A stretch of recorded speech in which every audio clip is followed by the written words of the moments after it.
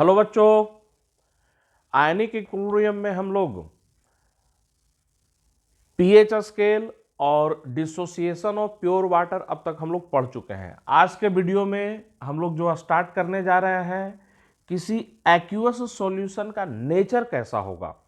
मतलब अगर कोई भी एक्वस सॉल्यूशन लिया जाए तो उस एक्वस सॉल्यूशन को कब एसिडिक बोलेंगे, कब न्यूट्रल बोलेंगे, कब बेसिक बोलेंगे, ये सब चीज़ें हम लोग समझने जा रहे हैं और भी फिर नए कुछ कॉन्सेप्ट को भी समझेंगे। तो समझिए, acidic, basic and neutral nature of an aqueous solution. तो किसी भी एक्वस सॉल्यूशन को कब एसिडिक, कब बेसिक, कब न्यूट्रल बोला जाएगा, उसको हम लोग समझते हैं। तो सबसे पहले हम लोग आते हैं न्यूट्रल सॉल्यूशन के लिए। फॉर न्यूट्रल सॉल्यूशन तो ध्यान में दें, ध्यान दीजिए, कैसा भी एक्वस सॉल्यूशन हो, वो एक्वस सॉल्यूशन किसी भी टेम्परेचर पर हो, हम लोग किसी भी सॉल्यूशन को न्यूट्रल तभी बोलेंगे जब उस सॉल्यूशन में H+ और OH आयन का कॉन्सेंट्रेशन क्या हो, बराबर हो। ऐसे जनरली हम लोग जो याद रखते हैं, हम लोगों को जो याद है कि अगर किसी सॉल्यूशन का pH 7 के बराबर, तो उसे हम लोग कैसा बोलते हैं, न्यूट्रल सॉल्यूशन बोलते हैं। लेकिन ध्यान दीजिए, हम लोग थोड़ा डिटेल में समझने वाले हैं चीज़ों को। हाँ, ये बिल्कुल सही है, किसी भी सॉल्यूशन का pH 7 के बराबर तो उसको न्यूट्रल सॉल्यूशन बोलेंगे। तो लेकिन ये कंडीशन pH = 7 ऑलवेज एप्लीकेबल नहीं है, ये एट 25 डिग्री सेल्सियस पर एप्लीकेबल है। तो ध्यान में रखें, pH = 7 neutral solution always applicable नहीं होता है, सिर्फ और सिर्फ 25 डिग्री सेल्सियस पर होता है।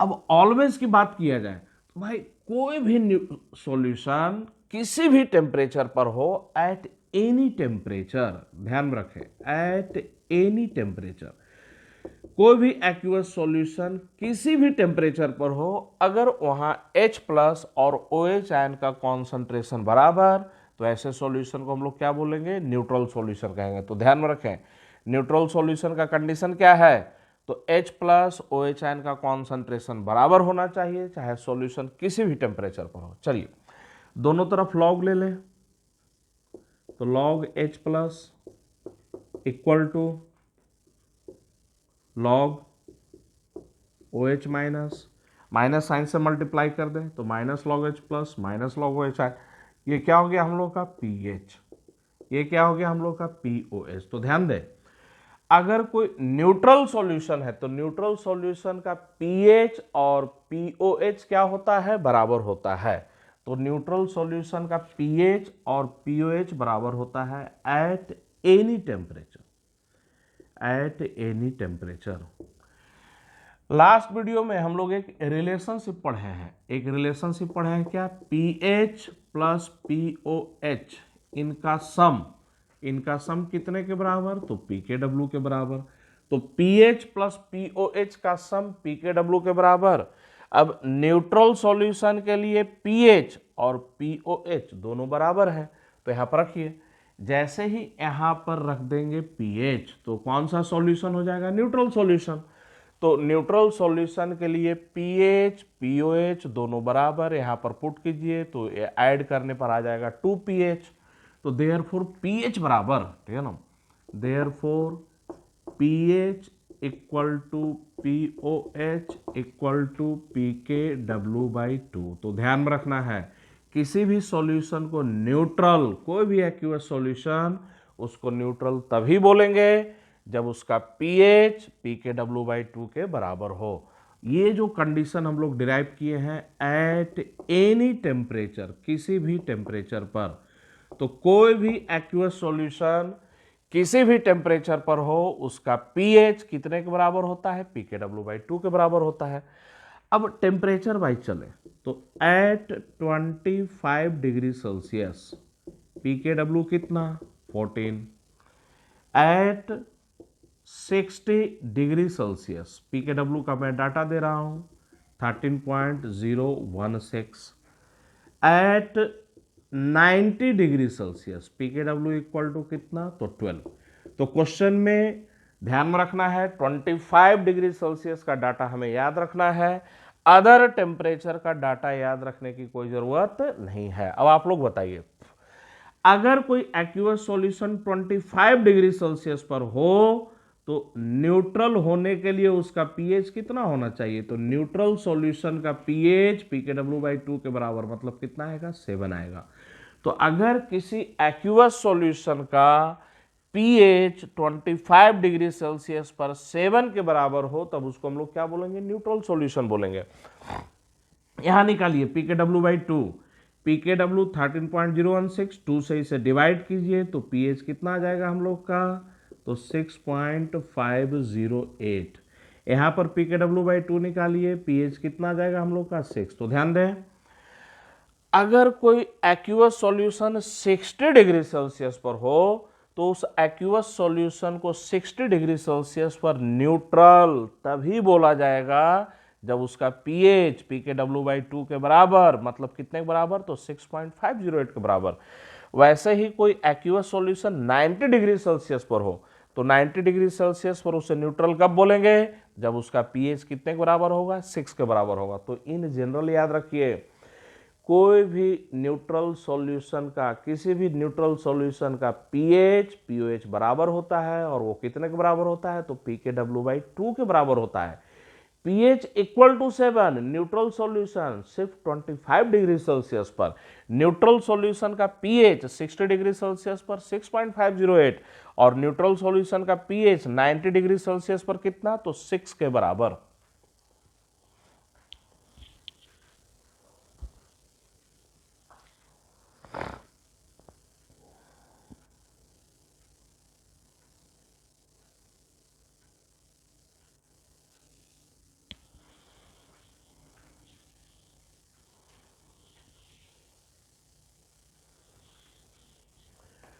चलिए हम लोग नेक्स्ट पॉइंट को समझते हैं। नेक्स्ट पॉइंट समझिए, लास्ट वीडियो में हम लोग जब प्योर वाटर का डिसोसिएशन पढ़ रहे थे तो याद कीजिए, टेम्परेचर इंक्रीज करने पर KW का वैल्यू क्या होता है? इंक्रीज करता है।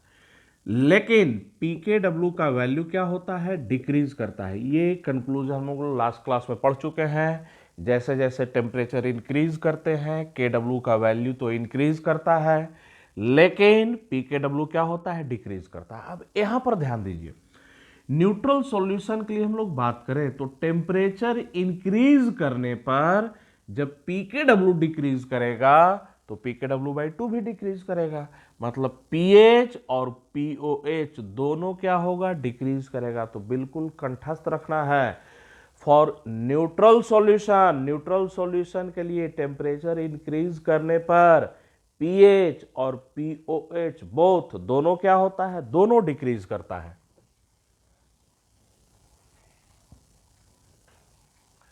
For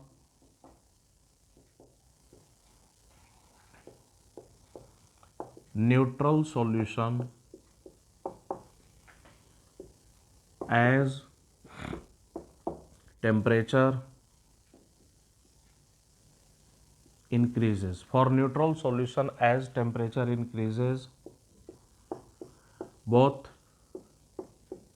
pH and pOH decreases. तो न्यूट्रल सॉल्यूशन के लिए जैसे जैसे टेम्परेचर इंक्रीज करता है pH और pOH दोनों क्या होते हैं? दोनों डिक्रीज करते हैं।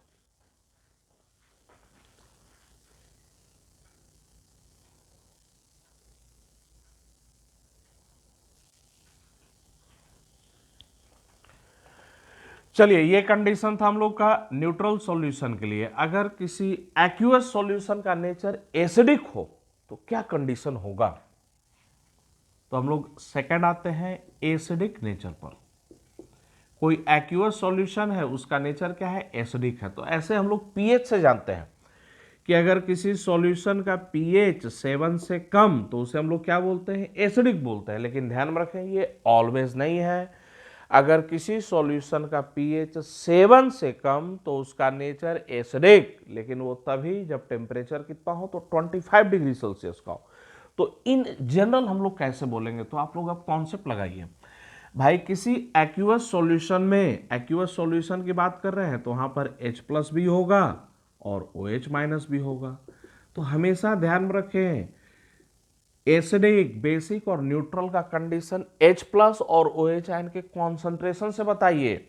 दोनों का कॉन्सेंट्रेशन बराबर तो उसको न्यूट्रल सॉल्यूशन बोलेंगे, चाहे सॉल्यूशन किसी भी टेम्परेचर पर हो। अब एसिड से मिलता है H+, तो H+ का कॉन्सेंट्रेशन ज्यादा, OH आयन का कॉन्सेंट्रेशन कम, तो सॉल्यूशन का नेचर एसिडिक बोला जाएगा। और OH आयन मिलता है हम लोग का बेस से, OH आयन का कॉन्सेंट्रेशन ज्यादा, H+ का कॉन्सेंट्रेशन कम, तो उसको बेसिक नेचर का बोला जाएगा। तो सॉल्यूशन किसी भी टेम्परेचर पर हो, एसिडिक, बेसिक और न्यूट्रल नेचर जो बोलेंगे वो H+ और OH आयन के कॉन्सेंट्रेशन से बोलेंगे। चलिए हम लोग आते हैं एसिडिक नेचर पर। तो सॉल्यूशन का नेचर एसिडिक, इसका मतलब H+ का कॉन्सेंट्रेशन OH आयन से क्या है, ज्यादा है। और ये जो कंडीशन है एट एनी टेम्परेचर, किसी भी टेम्परेचर पर।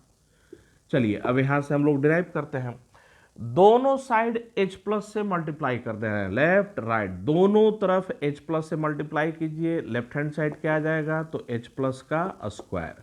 राइट हैंड साइड क्या आ जाएगा, तो H+ इंटू OH-। हम लोगों ने क्या किया है, दोनों साइड H+ से मल्टीप्लाई कर दी है। अब ये बताइए, ये H+ इंटू OH- ये किसके बराबर है, तो ये KW के बराबर है।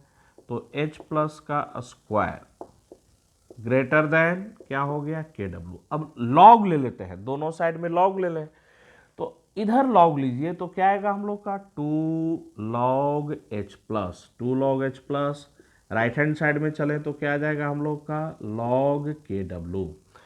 ये 2 राइट में शिफ्ट कर दीजिए, तो 2 को राइट में शिफ्ट कर दे तो log KW डिवाइडेड बाई 2 आ जाएगा। चलिए अब जैसे ही -1 से मल्टीप्लाई करेंगे, -1 से मल्टीप्लाई करते ही ये इनइक्वलिटी ग्रेटर देन से लेस देन में चेंज हो जाएगा। तो मैं रिपीट कर रहा हूं, अभी ये ग्रेटर देन है, -1 से मल्टीप्लाई करते ही ये ग्रेटर देन से किस में चेंज हो जाएगा, लेस देन में। तो -1 से मल्टीप्लाई कीजिए, माइनस log H+, ये आ जाएगा less than minus log KW divided by 2।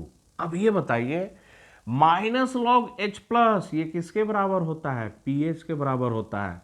Minus log KW किसके बराबर होता है, pKW के बराबर होता है। तो pH less than pKW by 2। तो ध्यान में रखें, किसी भी एक्वस सॉल्यूशन का pH pKW बाई 2 से छोटा है तो ऐसे सॉल्यूशन को क्या बोलेंगे, एसिडिक एट एनी टेम्परेचर।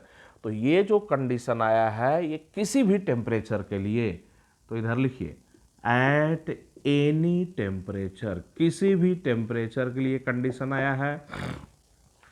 अब हम लोग एक एक कर लेते हैं। एट 25 डिग्री सेल्सियस बताइए, पीकेडब्ल्यू हम लोग जानते थे, तो 25 डिग्री सेल्सियस पर एसिडिक सॉल्यूशन का पीएच 7 से छोटा। एट 60 डिग्री सेल्सियस पर अपने कॉपी में देखिए, वहां पर पीएच कितने से छोटा, तो लेस देन 6.508।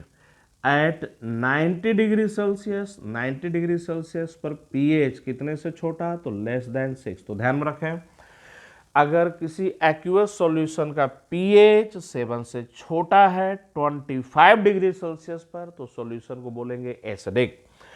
अगर किसी एक्वस सॉल्यूशन का पीएच 6.508 से छोटा है 60 डिग्री सेल्सियस पर, तब उसको एसिडिक बोला जाएगा। और वही सॉल्यूशन 90 डिग्री सेल्सियस पर हो तब उसका नेचर एसिडिक कब बोलेंगे, तो जब उसका पीएच 6 से छोटा होगा।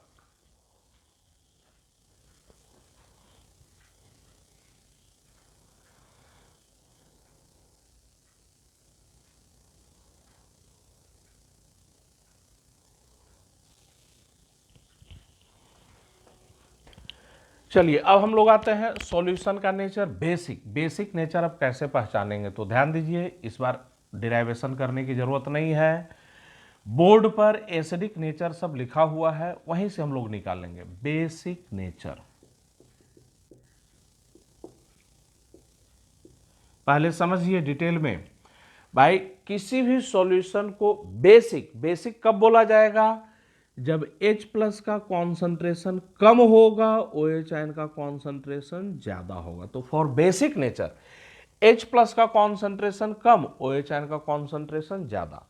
तो अभी जो हम लोग कर रहे थे एसिडिक नेचर में ये ग्रेटर देन था, बेसिक नेचर में ये क्या आ गया? लेस देन आ गया। तो बिल्कुल वैसे ही आगे प्रोसीड करते हैं, ठीक है ना भाई। दोनों तरफ H प्लस से मल्टीप्लाई कर दे तो ये क्या रहेगा? Less than. ये भी क्या रहेगा हम लोग का? लेस देन, ठीक है ना। अब ध्यान दे, ठीक है ना, अभी दोनों तरफ लॉग ले लें तो ये क्या रहेगा हम लोग का? Less than. लेकिन जैसे ही माइनस से मल्टीप्लाई कर देंगे, -1 से मल्टीप्लाई करेंगे, तो -1 से मल्टीप्लाई करते इनइक्वलिटी लेस देन से किस में चेंज हो जाएगा? ग्रेटर देन में। लेस देन से ग्रेटर देन में, कंक्लूजन पलट जाएगा। Minus log H plus PH minus log KW/2 PKW/2, ये क्या आ जाएगा? ग्रेटर देन आ जाएगा। मतलब किसी भी एक्वस सॉल्यूशन का नेचर बेसिक तभी बोला जाएगा जब उसका pH PKW/2 से क्या हो? बड़ा हो।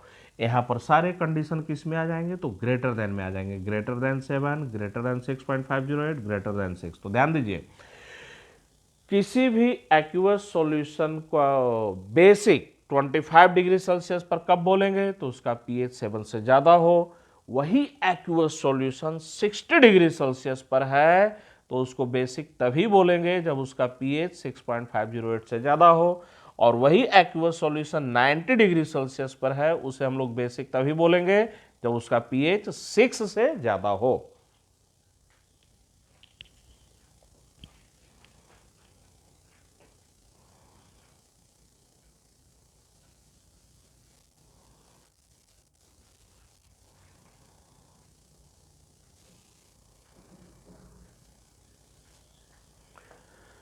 चलिए अब हम लोग आते हैं नेक्स्ट टॉपिक पर। अब हम लोग किसी एक्वस सॉल्यूशन का pH कैलकुलेट करने जा रहे हैं। तो ध्यान में देखो एक्वस सॉल्यूशन कैसा है। तो pH of a solution containing weak monoprotic acid, तो उस एक्वस सॉल्यूशन में वीक एसिड को मिलाया गया है। और मोनोप्रोटिक का मतलब क्या हुआ? वो एसिड आयंस में टूटकर एक H प्लस आयन देगा। तो जैसे फॉर एग्जांपल हाइड्रोजन फ्लोराइड, तो इसके एक मोलिक्यूल से कितना H प्लस मिलेगा? तो एक ही H प्लस मिलेगा। तो वीक मोनोप्रोटिक, मोनो का मतलब क्या? 1, और प्रोटिक का मतलब H प्लस देने वाला।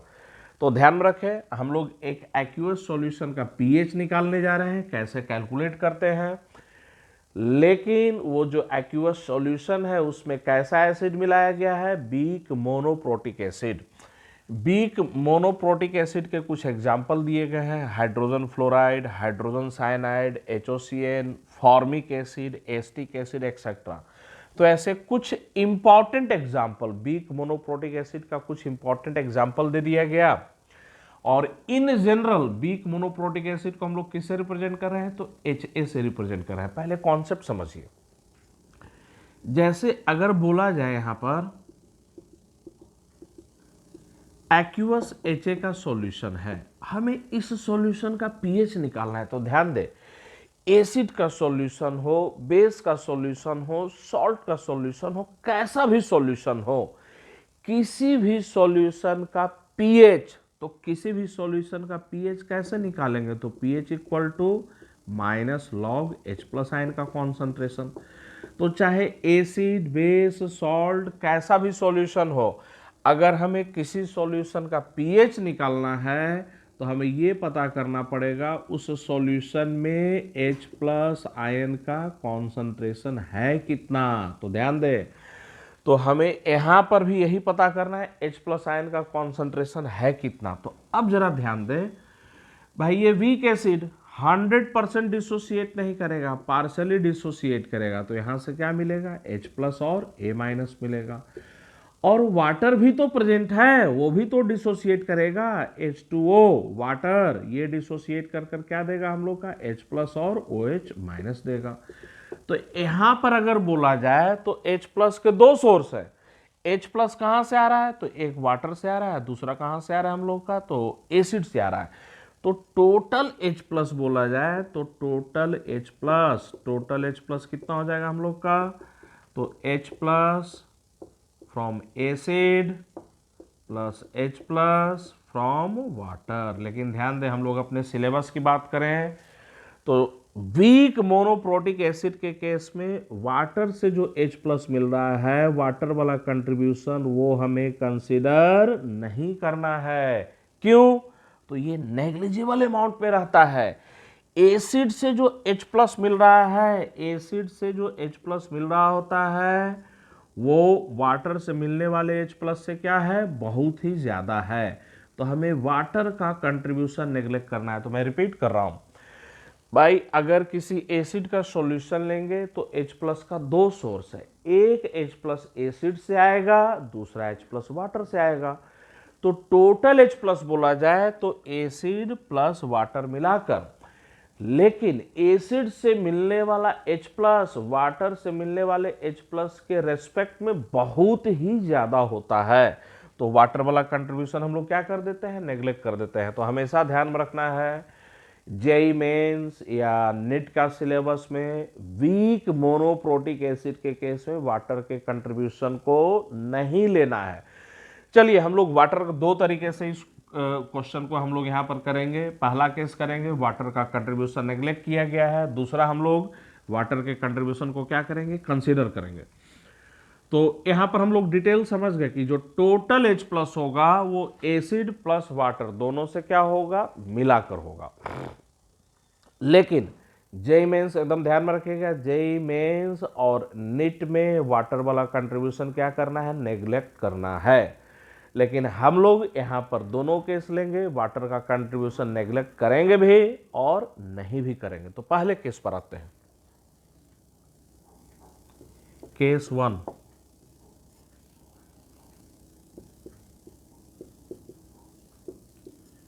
Contribution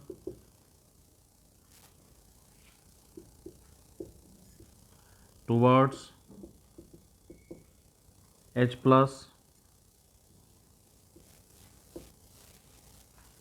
contribution towards H plus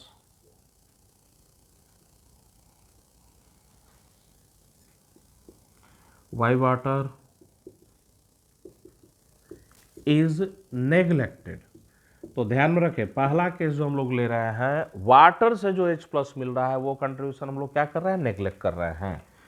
तो H प्लस टोटल की बात किया जाए, H प्लस टोटल सॉल्यूशन में, तो वो H प्लस टोटल कहाँ कहाँ से आ रहा है, तो एक H प्लस हम लोग का एसिड से मिलेगा HA इन जनरल, और दूसरा कहाँ से मिलेगा हम लोग का H प्लस H2O से मिलेगा।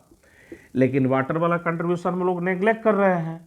तो H plus total H plus जो रहेगा, टोटल H प्लस वो अप्रोक्सीमेटली कितने के बराबर, तो जो एसिड से H प्लस आया है उसके बराबर। तो केस 1 में, पहले केस में वाटर वाला कंट्रीब्यूशन क्या किया जा रहा है, नेग्लेक्ट किया जा रहा है। चलिए आप लोग पहले इतना उतारिए।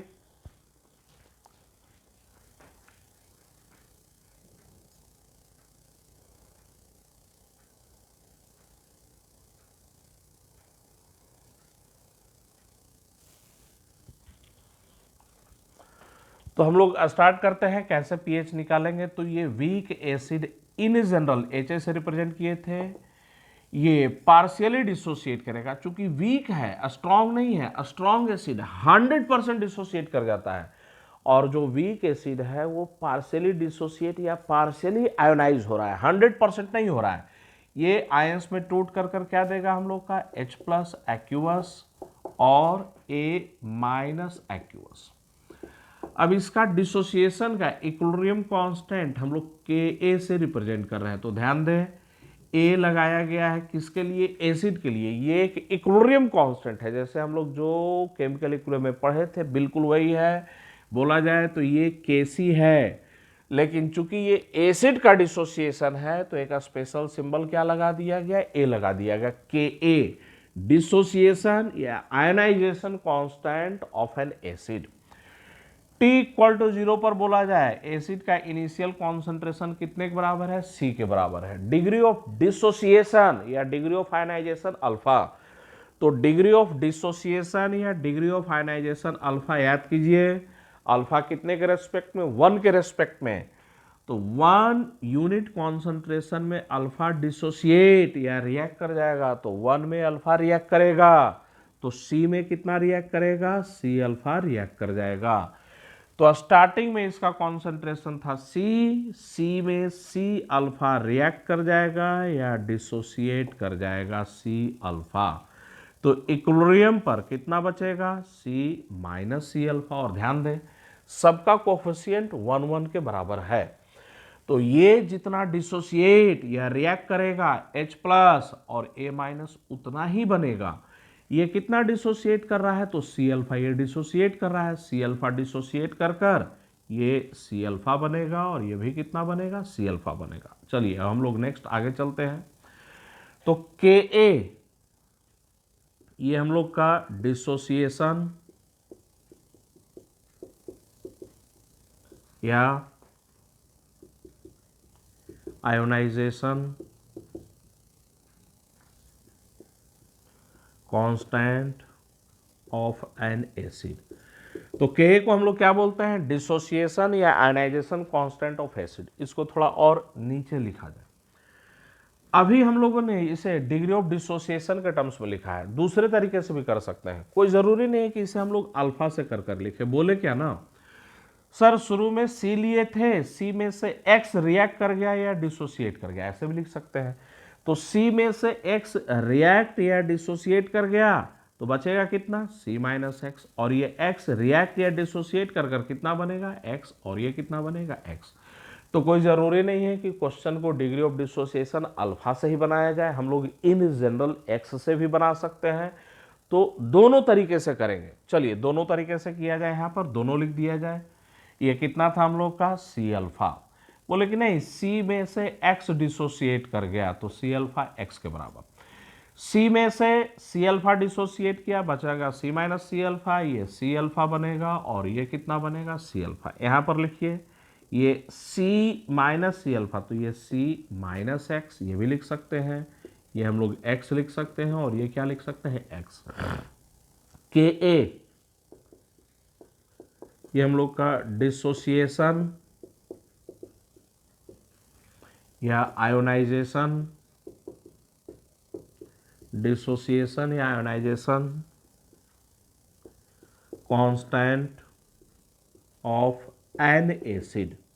एसिड का डिसोसिएशन या आयनाइजेशन कांस्टेंट।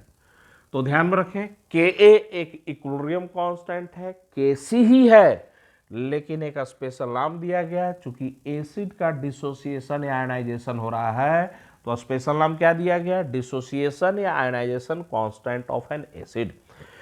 चलिए हम लोग के एक्सप्रेशन पर आते हैं। तो के का एक्सप्रेशन पर ध्यान दीजिए, न्यूमरेटर में H प्लस और A माइनस का कॉन्सेंट्रेशन रखेंगे, डिनोमिनेटर में HA का कॉन्सेंट्रेशन रखेंगे। तो न्यूमरेटर में रखिए C alpha into C alpha, denominator में C minus C alpha. Solve कर दे तो C square alpha square, denominator में C कॉमन 1 माइनस अल्फा, एक C क्या हो जाएगा, कैंसल आउट, तो क्या बच जाएगा, यहाँ पर C बच जाएगा। तो फाइनल लिख रहे हैं हम लोग, फाइनल लिख रहे हैं। तो K का जो एक्सप्रेशन आएगा वो क्या आ जाएगा, C alpha square divided by 1 minus alpha equal to X के टर्म्स में लिखिए।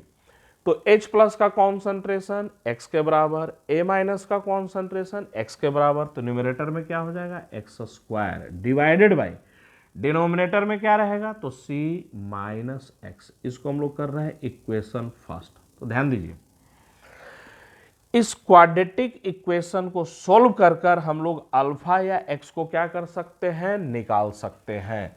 तो ये जो क्वाड्रेटिक इक्वेशन है इसे सोल्व कर कर हम लोग अल्फा या एक्स को क्या कर सकते हैं, निकाल सकते हैं, लेकिन थोड़ा टाइम लगेगा। कोई वैसा तरीका हो कि क्वाड्रेटिक इक्वेशन सोल्व करने से हम लोग बच जाए। तो अगर क्वाड्रेटिक इक्वेशन सोल्व करने से बच जाए तो क्वेश्चन क्या होगा, फास्ट होगा। तो ध्यान दीजिए कैसे क्वाड्रेटिक इक्वेशन से हम लोग बच सकते हैं। तो ध्यान दीजिए, अगर ऐसा हो जाए अल्फा 1 से बहुत ही छोटा हो या एक्स सी से बहुत ही छोटा हो, तो ध्यान दें अल्फा 1 से बहुत ही ज्यादा छोटा तो अगर alpha is very very less than 1 तो x ऑटोमेटिक c से क्या हो जाएगा, बहुत छोटा हो जाएगा। मतलब ये दो अलग अलग कंडीशन नहीं है, सेम ही कंडीशन है। अगर x c से बहुत ज्यादा छोटा तो अल्फा 1 से बहुत ज्यादा छोटा हो जाएगा, या अल्फा 1 से बहुत ज्यादा छोटा तो x c से बहुत ज्यादा छोटा हो जाएगा। कैसे, समझिए। तो इसको मैं मिटाता हूं। अल्फा 1 से बहुत ज्यादा छोटा है। अब यहां पर ध्यान दीजिए, यहां से देखकर बताइए सी अल्फा कितने के बराबर है। तो देखिए यहां पर सी अल्फा एक्स के बराबर, तो यहां से देखकर बताइए ये अल्फा कितने के बराबर है। तो अल्फा एक्स बाई सी के बराबर है। तो देयरफॉर अल्फा 1 से बहुत ज्यादा छोटा और अल्फा एक्स बाई सी के बराबर, वेरी वेरी लेस देन 1। सी को राइट में शिफ्ट कर दीजिए तो x is very very less then c। तो ध्यान दें, अगर अल्फा 1 से बहुत ज्यादा छोटा है तो अपने आप ऑटोमेटिक x c से क्या हो जाएगा, बहुत ज्यादा छोटा हो जाएगा। तो अगर ऐसा कंडीशन हो तब ये क्वेश्चन सोल्व करने में आसान हो जाएगा। कैसे, तो आइए, अल्फा 1 से बहुत ज्यादा छोटा है तो डिनोमिनेटर में बताइए, डिनोमिनेटर में तब हम लोग का के ए अप्रोक्सीमेटली सी अल्फा स्क्वायर के बराबर आ जाएगा, ठीक है ना। तो अब इसको सोल्व करना आसान हो जाएगा। तुरंत हम लोग अल्फा यहां से निकाल लेंगे। अल्फा कितना, तो के बाई सी का क्या हो जाएगा, स्क्वायर रूट। तो सर ऐसा कब होगा, तो वही समझना है कि अल्फा 1 से बहुत ही ज्यादा छोटा, वेरी वेरी लेस देन 1, या एक्स सी से वेरी वेरी लेस देन सी, ऐसा कब होगा। तो एक कंडीशन याद रखना है, if k a upon c less than equal to 10 की पावर -3, तो के ए बाई सी 10 की पावर -3 के बराबर या उससे छोटा हो। मतलब इक्विलिब्रियम कांस्टेंट जो है एसिड के डिसोसिएशन का इक्विलिब्रियम कांस्टेंट, उसको कॉन्सेंट्रेशन से डिवाइड कर दीजिए, एसिड के कॉन्सेंट्रेशन से। तो इक्विलिब्रियम कांस्टेंट को एसिड के कॉन्सेंट्रेशन से डिवाइड करेंगे, लेस देन इक्वल टू 10 की पावर -3 आ गया। देन अगर ऐसा हुआ तो then alpha is very very less than 1, या और x is very very less than c. चलिए, अगर ऐसा कंडीशन हुआ तो देयरफॉर, अब इसको अप्रोक्सीमेशन में आ जाए हम लोग, तो देयरफॉर के ए अप्रोक्सीमेटली सी अल्फा स्क्वायर के बराबर, अप्रोक्सीमेटली यहां आ जाइए भाई, एक्स सी से बहुत ज्यादा छोटा है तो c माइनस एक्स अप्रोक्सीमेटली सी के बराबर हो जाएगा। तो ये इक्वल टू क्या आ जाएगा हम लोग का, एक्स स्क्वायर डिवाइडेड बाई सी। अब यहां से सोल्व करें हम लोग तो हम लोग का अल्फा निकलेगा, अल्फा इक्वल टू के बाई सी का क्या, स्क्वायर रूट।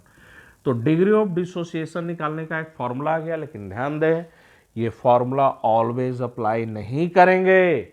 ये फॉर्मूला तभी अप्लाई करेंगे जब दो कंडीशन, पहला वाटर का कंट्रीब्यूशन नेग्लेक्ट किया गया है, दूसरा K by C less than equal to 10 की पावर -3। मैं बार बार इसको रिपीट करूंगा, अल्फा इक्वल टू के बाई सी का स्क्वायर रूट ब्लाइंडली यूज नहीं करना है। हम लोग केस 1 में है, केस 1 वाटर का कंट्रीब्यूशन नेग्लेक्ट किया गया है। तो अल्फा निकालने का, डिग्री ऑफ डिसोसिएशन निकालने का ये फॉर्मूला तभी यूज किया जाएगा जब दो कंडीशन सेटिस्फाइड हो। वो दो कंडीशन कौन कौन से, तो वाटर का कंट्रीब्यूशन नेग्लेक्ट किया गया है, दूसरा K by C less than equal to 10 की पावर -3। तो यहां पर मेंशन किया जाए k a upon c less than equal to 10 की पावर -3। चलिए, अब हम लोग H प्लस के कॉन्सेंट्रेशन पर आते हैं। तो H प्लस का कॉन्सेंट्रेशन कितना है, सी अल्फा या x के बराबर है। तो H प्लस का कॉन्सेंट्रेशन हम लोग का कितने के बराबर है, तो देख लीजिए यहां पर H प्लस का कॉन्सेंट्रेशन सी अल्फा या x के बराबर है। तो ये सी अल्फा या x के बराबर, x यहां से भी निकाल सकते हैं, x यहां से निकालिए, देखिए के ए इंटू सी का क्या आ जाएगा, स्क्वायर रूट, या दूसरे तरीके से ये अल्फा है, इसमें सी को मल्टीप्लाई कर दीजिए। तो ये अल्फा इसमें सी को मल्टीप्लाई कर देंगे, H प्लस का कॉन्सेंट्रेशन आ जाएगा। H प्लस का कॉन्सेंट्रेशन कितना, तो ये आ जाएगा हम लोग का के ए इंटू सी का स्क्वायर रूट। तो H प्लस का कॉन्सेंट्रेशन निकालने का फॉर्मूला तो आया, लेकिन मैं फिर रिपीट कर रहा हूं, ये फॉर्मूला ब्लाइंडली यूज नहीं करेंगे, दो कंडीशन सेटिस्फाइड होना चाहिए। कौन कौन सा? वाटर का कंट्रीब्यूशन नेग्लेक्ट किया गया है, दूसरा condition Ka/C less than equal to 10⁻⁻3। चलिए नेक्स्ट आते हैं। अब हम लोग को पीएच निकालना है, तो भाई पीएच कैसे निकालेंगे? दोनों साइड में लॉग लेंगे, इधर बताइए आ जाएगा log H प्लस, फिर माइनस से मल्टीप्लाई कर देंगे तो माइनस log H प्लस। तो मैं रिपीट कर रहा हूं, दोनों तरफ लॉग ले लें, लॉग लेकर माइनस से मल्टीप्लाई करें तो देखिए क्या आएगा, log H प्लस, माइनस से करेंगे minus log H plus, minus log H plus किसके बराबर? तो पीएच के बराबर। तो पीएच का जो फाइनल आंसर आएगा वो मैं दे रहा हूं, pH equal to final answer pKa minus log C divided by 2। और हम लोग pKa समझते हैं, शुरू में ही बता दिया गया था। चलिए Ka/C less than equal to 10⁻⁻3। तो ध्यान दें, पहला फॉर्मूला, दूसरा फॉर्मूला, तीसरा फॉर्मूला, ये तीन फॉर्मूला तभी यूज करेंगे जब दो कंडीशन सेटिस्फाइड होगा। कौन कौन सा? वाटर का कंट्रीब्यूशन नेग्लेक्ट किया गया है, दूसरा K/C मतलब इक्विलिब्रियम कांस्टेंट को कॉन्सेंट्रेशन से डिवाइड कर दीजिए, वो 10⁻⁻3 से छोटा या बराबर होना चाहिए।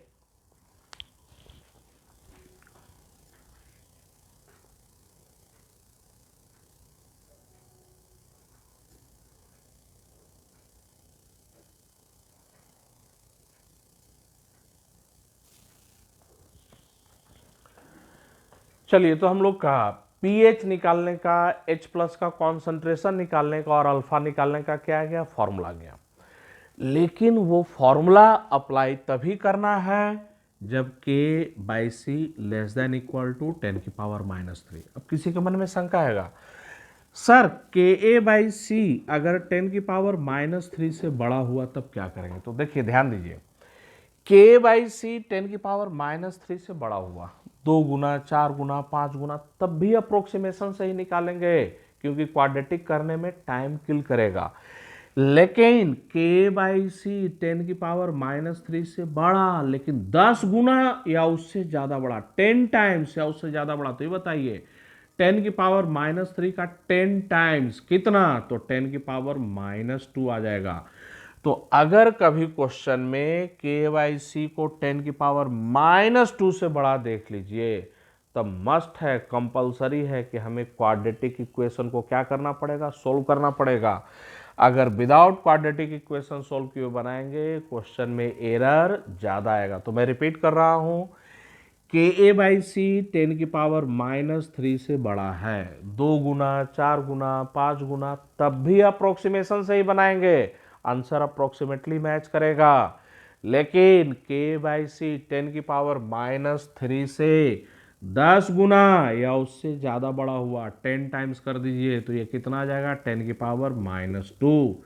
तो K/C अगर 10⁻⁻2 से बड़ा हो गया तब मस्ट है, कंपलसरी है कि हमें क्या करना पड़ेगा? क्वाड्रेटिक इक्वेशन को सॉल्व करना पड़ेगा।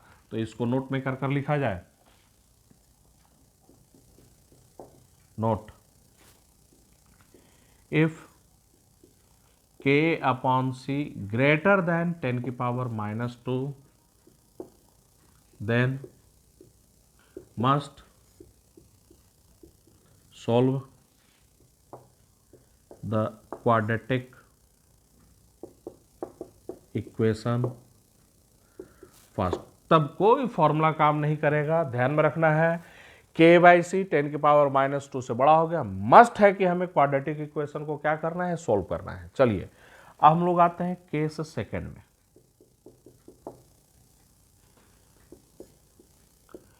Contribution towards H plus Y water, contribution towards H plus Y water is not neglected.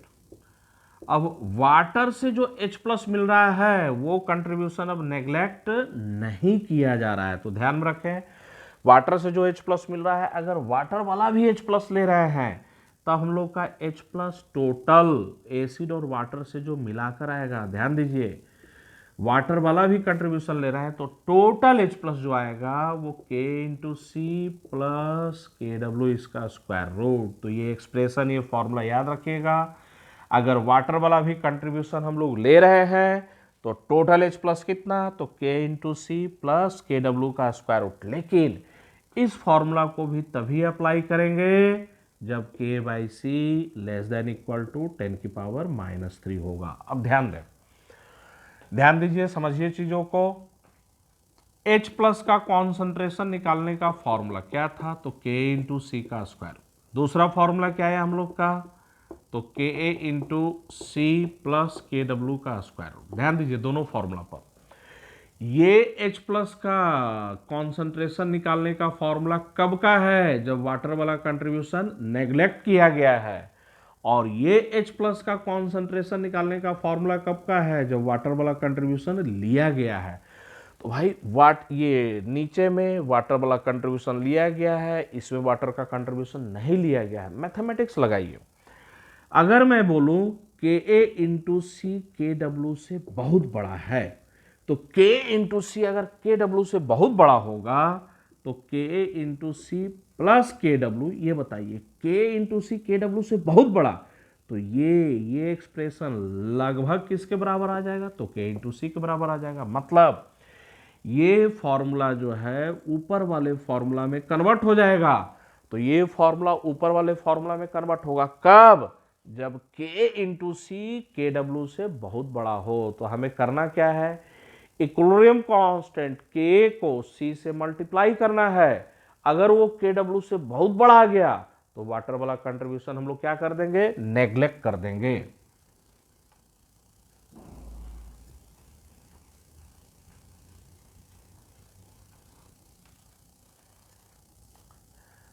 Important,